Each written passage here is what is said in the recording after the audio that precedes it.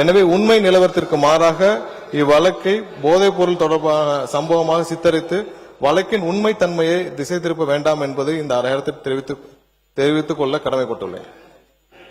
மாணவர் அமுதன் கொலை செய்யப்பட்ட சம்பவத்தை பொறுத்தவரையில் உண்மையை மறைக்க வேண்டிய அவசியம் காவல்துறைக்கோ அரசுக்கோ இல்லை. இவ்வழக்கில் காவல்துறையினர் எந்தவித காலதாமதமின்றி SC/ST அதாவது வன்கொடுமை தடுப்புச் சட்டம் உள்ளிட்ட பிரிவுகளின் கீழ் வழக்கு பதிவு செய்து குற்றவாளிகளை விரைவாக கைது செய்யப்பட்டுள்ளனர். இவ்வழக்கினை தொடர்ந்து கண்காணித்து 3 மாதத்திற்குள் குற்றப்பத்திரிகை தாக்கல் செய்து இவ்வழக்கில் தொடர்புடையவர்கள் மீது துரித நடவடிக்கை எடுத்து உரிய தண்டனை பெற்றுத்தர மாண்புமிகு முதலமைச்சர் அவர்கள் ஆணையிட்டுள்ளார். நமது அரசு என்றென்றும் சட்டம் ஒழுங்கு பேணி காப்பதிலும் எந்தவித சமரசமும் இல்லாமல் துரித நடவடிக்கை எடுத்து வருகிறது. மேலும் பாதிக்கப்பட்ட குடும்பத்தினரும் துணை நிற்கும் என்பதை தெரிவித்துக் கொள்கிறோம். மாண்புமிகு பேரவைத் தலைவர் அவர்களே, பள்ளிகளிலும் கல்லூரிகளிலும் மாணவர்களுக்கிடையே குழுக்களாக நிலவும் கருத்து வேறுபாடு மற்றும் மன மாச்சரியங்களை கலைந்து ஒற்றுமையை உருவாக்கிடும் வகையில் மாணவர்களை நல்வழிப்படுத்திடவும் ஒவ்வொரு பள்ளி மற்றும் கல்லூரிகளிலும் ஆசிரியர் ஒருவர் ஸ்டூடெண்ட் கவுன்சிலராக உள்ள முறையை மேம்படுத்தி வேற்றுமலை கலைந்திட நிலையான வழிகாட்டு நடைமுறைகளை பள்ளி கல்வி மற்றும் உயர்கல்வி துறைகளுக்கு வெளியிட வேண்டும் என்று தெரிவித்துக் கொள்கிறோம். மாணவ செல்வங்கள் நம் நாட்டின் எதிர்கால நம்பிக்கை செல்வங்கள். அவர்களிடையே ஒற்றுமை உருவாக்கிட அரசு அனைத்து முயற்சிகளையும் மேற்கொண்டு நல்வழிப்படுத்தும் என்பதை மாண்புமிகு பேரவைத் தலைவர் வாயிலாக உறுப்பினர்கள் தெரிவித்துக் கொள்கிறோம்.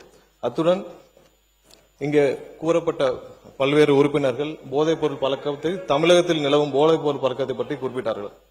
நாம் இங்கேயும் கடந்த 5 ஆண்டுகளாக தமிழகத்தில் நிலவும் போதைப் பொருள் பழக்கத்தை பற்றி நாம் இங்கே அனைவரும் அறிந்த விஷயம்தான். ஏற்கனவே உலக இன்டர்நேஷனல் போதைப் பொருள் கடத்தல் மன்னன் ஜாஃபர் சாதிக் என்ற நபர் டெல்லியில் கைது செய்யப்பட்டார்.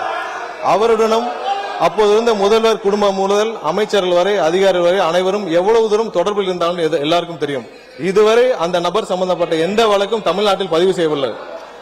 கடந்த 5 ஆண்டுகளில் எல்லா வகையிலும் போதைப் பொருள் கல்லூரியிலிருந்து எல்லா இடங்களும் அதிகமாக இருக்கிறது என்பதில் எந்த மாற்று கருத்தும் இல்லை. அதை தடுக்க மாண்புமிகு முதலமைச்சர் அவர்கள் அனைத்து வகையிலும் தேவையான சட்டப்பூர்வ நடவடிக்கைகளும் அனைத்தையும் எடுத்துக் கொண்டிருக்கிறார். நமது அரசின் கொள்கையும் போதைப் பொருள் அனைத்து வகையிலும் கட்டுப்படுத்த வேண்டும் என்பதுதான் முதலமைச்சருடைய முக்கிய கொள்கை. கடந்த ஆட்சியில் இந்த ஜாஃபர் சாதிக் போன்ற இன்டர்நேஷனல் போதை கடத்தல் மன்னர் எப்படி முதலமைச்சர் குடும்பம் முதல் அனைத்து அமைச்சர்கள் வரை தொடர்பில் இருந்தாரோ அது போன்ற எந்த ஒரு சம்பவமும் இதுமேல் நடக்காமல் தடுப்பதற்கான தேவையான அனைத்து நடவடிக்கைகளையும் முதலமைச்சர் கண்டிப்பாக எடுப்பார் என்பதை உறுதியாக சொல்லிக்கிறோம். எதிர்கட்சி தலைவர் பாருங்க, மாண்புமிகு எதிர்கட்சி தலைவர் என்ன அவர் அலோவ் பண்ண போறீங்களா இல்லையா? அவர் அலோவ் பண்ணுங்க. எதிர்கட்சி தலைவர் சொன்ன பிறகு நீங்களே எப்படி உட்காருங்க, எல்லாரும் நீங்க பேசுங்க, மத்தவங்க எல்லாம் உட்காருங்க. எதிர்கட்சி தலைவர் என்று நான் சொன்ன பிறகு அவர் கட்சியை சேர்ந்த நின்று கொண்டு இப்படி செய்வது சரியல்ல. நீங்க மட்டும் பேசுங்க. மாண்புமிகு பேரவைத் தலைவர்களே, நம்முடைய அமைச்சர் அவர்கள் சம்பந்தப்பட்ட ஒரு நபரின் பெயரை சொல்லி குறிப்பிட்டு பேசியிருக்கிறார். அந்த சம்பந்தப்பட்ட நபர் மீது அப்படி ஒரு குற்றச்சாட்டை எழுந்ததுமே எங்களுடைய தலைவர் அவர்கள் உடனடியாக அவரை கைது செய்து அவரை எங்களுடைய கட்சியிலிருந்தே உடனடியாக நீக்கிவிட்டோம். ஆனா இவங்களுடைய ஆட்சியில என்ன லட்சணத்தில் நடந்துகிட்டு இருக்கு என்பதை இன்னைக்கு மக்கள் பார்த்துக்கிட்டு இருக்கிறாங்க. இன்றைக்கு ஒரு அமைச்சர் IPL மேட்ச்ல பவுடர், இன்னைக்கு அமைச்சர் IPL உட்காருங்க முடிக்கட்டும்.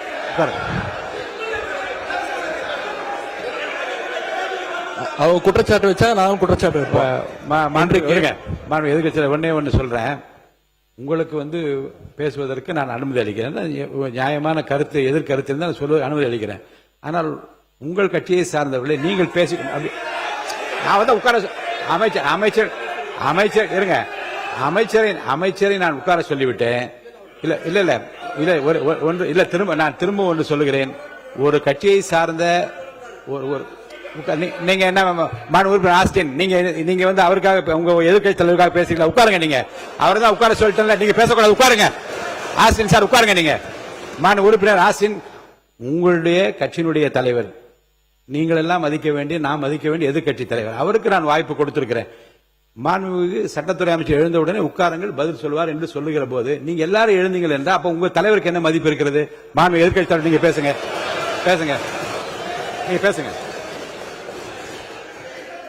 நீங்க பேசுங்க. பேரவைத் தலைவர்களே, ஒரு அமைச்சரே ஐபிஎல் மேட்ச்ல பவுடர் நுணுக்கிட்டு மாத்திரை நுணுக்குனு கதை விட்டாரு. அவர்கிட்ட உங்களுடைய காவல்துறை ஏதாவது விசாரணை நடத்துச்சா? அவர் மேல ஏதாவது நடவடிக்கை எடுத்திருக்கீங்களா? அது மட்டும் இல்ல, சமீப காலமா ஆளுங்கட்சியை சேர்ந்த பலர் போதைப் பொருள் வழக்குல தொடர்ந்து கைது செய்யப்பட்டு வருகிறார். நீங்க வந்து இதுக்குரிய ஆதாரங்கள்லாம் நீங்க இல்லாம நீங்க பேசக்கூடாது. அமைச்சர் அவர்கள் பேசுறதுக்கு ஏதாவது ஆதாரம் கேட்டிருக்கீங்களா? அமைச்சர் அவர்கள் பேசுறதுக்கு ஏதாவது ஆதாரம் இருக்கா? நாங்க உடனடியாக கைது செய்யப்பட்டிருக்கோம், ஒரு கட்சியிலிருந்து நீக்கி இருக்கிறோம். உங்களுடைய அமைச்சர் ஐபிஎல் மேட்ச்ல பவுடர் நுணுக்கிட்டு இருந்ததை இன்றைக்கு உலகமே பார்த்துச்சு. பல்வேறு விமர்சனங்கள் வந்துச்சு. குழந்தைக்கு மாத்திரை கொடுத்தேன்னு கதை விட்டாரு. அதற்காக ஏதாவது விசாரணை நடத்தி இருக்கிறீங்களா? புகார் எடுத்திருக்கீங்களா? இந்த நடவடிக்கை எடுத்திருக்கீங்களா? கேட்க விரும்புகிறேன். மாண்பு முன்னவர், அவை முன்னவர். மாண்பு பேரவைத் தலைவர் அவர்களே, மாண்பு எதிர்க்கட்சித் தலைவர்கள் குற்றச்சாட்டுகள் சொல்வதற்கு முன்னால் ஒன்றின் பின் ஒன்றாக பல குற்றச்சாட்டுகள் இங்கே சொன்னார்கள்.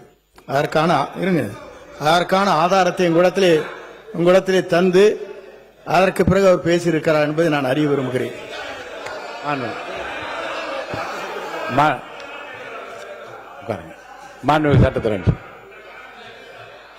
மாண்புமிகு பேரவைத் தலைவர்களே, நான் குறிப்பிட்ட அந்த போதை கடத்தல் மன்னன் ஜாவத் சாதிக் சம்பந்தப்பட்ட எந்த பெயரையும் நான் சபை நாகரிகம் கருதி சொல்லவில்லை. அதே நேரத்தில் அந்த வழக்கில் ஒன்றிய அரசு டெல்லியில பதிவு செய்யப்பட்ட வழக்கு தான் தவிர்த்து இங்கே எந்த வழக்கும் பதிவு செய்யப்படவில்லை. அவரை காப்பாற்றும் முயற்சியாக நடந்தது. இவர்கள் தேவைப்பட்டால் யார் யாருடன் எந்தெந்த வகையில் புகைப்படம் எல்லாம் அப்போது சமூக வலைதளத்தில் எல்லாத்திலும் வெளியானுச்சு. சபை நாகரிகம் கருதி நான் அதை வெளியிடவில்லை, யாருடைய பெயரையும் குறிப்பிடவில்லை. அதை அவர்கள் இத்தோடு நிறுத்திக் கொண்டால் கண்டிப்பாக நம்மளுடைய அரசு எந்த வகையிலும் போதைப் பொருள் கடத்தலை தடுக்கவும் போதைப் பொருட்களை தடுக்கவும் தான் முதலமைச்சர் உத்தரவிட்டுள்ளார். இல்ல இந்த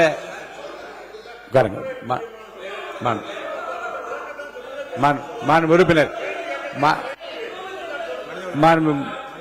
மனிதவளத்துறை அமைச்சர் அவர் சொல்லட்டும், அவரை பத்தி சொன்னதுனால சொல்லட்டும். மனிதவளத்துறை அமைச்சர். மாண்புமிகு பேரவைத் தலைவர் அவர்களே, அதாவது ஸ்டேடியம்ல இருந்து இந்த மாதிரி நடந்ததுக்கான விளக்கத்தை ஆல்ரெடி அளித்தாச்சு. அதுல அவங்களுக்கு பல்வேறு முரண்பாடுகள் இருக்கலாம், பல்வேறு கருத்துக்கள் இருக்கலாம். அப்படி இவங்க சொல்றாங்கன்னா அந்த சமயத்துல திராவிட முன்னேற்ற கழகத்தின் ஆட்சி தான் நடந்தது. அப்போ ஸ்டேடியம் வாசல்ல இருந்து இவங்க எல்லாம் வந்து அந்த மாதிரியான போதைப் பொருள் வித்தாங்கன்னு சொல்லி ஒத்துக்கிறாங்களா? அப்போ அதனால ஆதாரம் இல்லாமல் விளக்கம் கொடுத்ததுக்கு அப்புறமா தேவையில்லாத பேச எனக்கு கூட தான் வந்து இப்ப செய்திகள்ல நீங்க சொல்லக்கூடாதுன்னு சொல்றீங்க.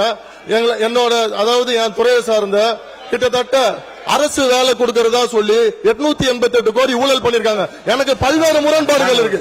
அதனால விளக்கம் அளித்ததுக்கு அப்புறம் அது மாதிரி தேவையில்லாத விஷயங்களை கருத்துக்களை தெரிவிக்க வேண்டாம் என்றது பேரவை வாயிலாக நான் தெரிவித்துக் கொள்கிறேன்.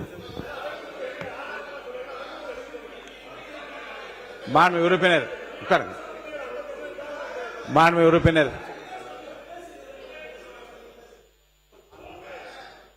பேரவைத் தலைவர் அவர்களே, அவரை பற்றி குற்றச்சாட்டு சொன்னால் அதற்கு பதில் சொல்லிட்டாரு. அதை விடுத்து ஒரு ரெய்டுல எங்கேயாவது செக்குது 888 கோடின்னு ஒரு கேஸ் பதிவு பண்ண சொல்லி இடி சொன்னாங்கன்னு சொல்லி பெர்சீவ் பண்ணி அது வேலை கோர்ட்ல இருக்கு சப்ஜெக்ட். கோர்ட்ல இருக்கிற சப்ஜெக்டை இவர் கூப்பிட்டு பேசுறது எப்படி சரியா இருக்குமா? புல் விளக்கம் நான் சொல்ல முடியுமா அதுக்கு? எனவே அதை அவை குறிப்பில் இருந்து நீக்க வேண்டும். ஒன்று. ரெண்டு, அவரை பத்தி சொன்னதுக்கு நீங்க பதில் சொல்லுங்க. அதை விட்டுட்டு ஏன்டானா நீங்க மத்தவனை பத்தி பேசிட்டீங்க. நீங்க எடுத்தீங்களே அந்த கார்ல தண்ணீங்களே, அது என்னன்னு சொல்லுங்க. பள்ளிக்கல்வித்துறை அமைச்சர் பள்ளிக்கல்வித்துறை அமைச்சர் அவர் பேசி முடிக்கட்டும். உட்காருங்க.